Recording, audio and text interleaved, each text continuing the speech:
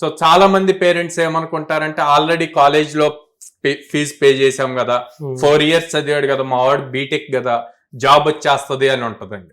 So awareness లేక అట్లాగా అనుకుంటూ ఉంటారు. పాయింట్ ఏంటంటే మనకి ఇండస్ట్రీ చాలా ర్యాపిడ్ స్పీడ్ గా చేంజ్ అవుతుంది, చాలా టెక్నాలజీస్ చేంజ్ అయిపోతున్నాయి. కానీ మన ఎడ్యుకేషన్ సిస్టమ్ వాళ్ళు ఆ బీటెక్ అవాయిడ్ చేయడానికి ఎంతవరకు కావాలో అంతవరకే ఉంటది. ప్రాక్టికల్ ఎక్స్పోజర్, కోడింగ్ ఎక్స్పోజర్ ఉండదు అనమాట.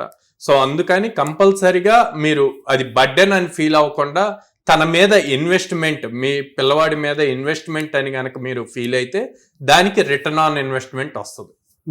సో ఫీజు కట్టాము ఇంజనీరింగ్ కాలేజ్లో అన్నది డిగ్రీ తెచ్చుకోవటానికి యూజ్ అవుతుంది. ఇప్పుడు తెచ్చుకునేది మీకు జాబ్ తెచ్చుకోవటానికి యూజ్ అవుతుంది. మీరు 50,000 ఇన్వెస్ట్ చేస్తే మీకు అక్కడ 3 lakhs ప్యాకేజ్ రావచ్చు, 10 lakhs ప్యాకేజ్ రావచ్చు. మన దగ్గర 18 lakhs దాకా వచ్చిన వాళ్ళు ఉన్నారు.